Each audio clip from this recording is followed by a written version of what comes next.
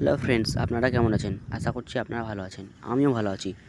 আমি ইমাজউদ্দিন মণ্ডল, আপনারা দেখছেন ইমাজটেক চ্যানেল। তো এই ভিডিওতে আজকে আমি আপনাদেরকে দেখাবো যে কীভাবে আপনাদের চ্যাটের চ্যাটের ফটো কীভাবে চেঞ্জ করবেন, অথবা চ্যাটের ওয়ালপেপার কীভাবে চেঞ্জ করবেন।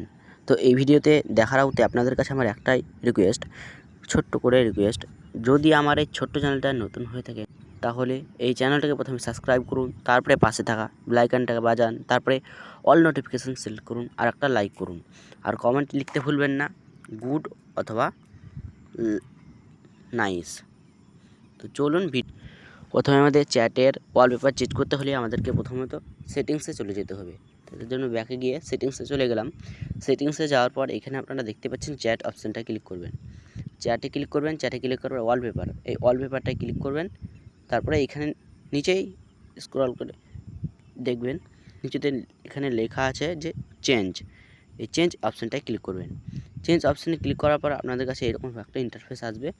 তখন আপনারা চাইলে এই ডার্কনেস এইটা নিতে পারেন, এই ডার্কনেসটা, অথবা আপনারা এইটা নিতে পারেন। তো আমি আমার গ্যালারি থেকে একটা ফটো নেব, তাই জন্য আমি মাই ফটোতে ক্লিক করব। মাই ফটোতে ক্লিক করার পর আপনারা নিজের গ্যালারিতে চলে আসবেন। গ্যালারিতে আসার পর এখান থেকে আপনার একটা নিজের ফটো চুজ করে নেবেন। তো আমি আমার একটা ফটো চুজ করে নিলাম। চুজ করে নেওয়ার পর এটা এরকম ইন্টারফেস দেখাবে।